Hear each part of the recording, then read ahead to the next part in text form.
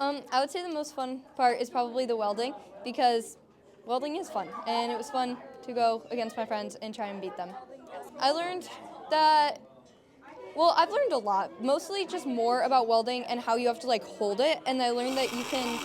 that it's like very dangerous, but you have to hold it at a certain position and not just like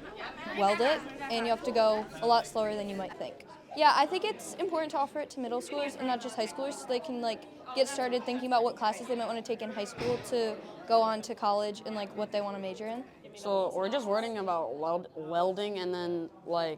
so there's different projects that we're doing. So we've been doing where we can weld, and then the size of the welds that people are doing, and we're doing the holes and the crack. So if you're building and then you have bad welds, and if it's already done in that, it's just that part that has a bad weld. If there's too many people in that room or in that section, it could break or it could go worse, and then they would have to rebuild it. I think that the most exciting and engaging thing of this class was doing that machine over there where you got set it up and do the VR and do your own welding.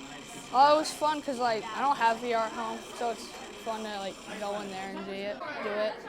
and it's fun trying to get the best score for doing it. I think it's a good elective because you could teach students of many different activities and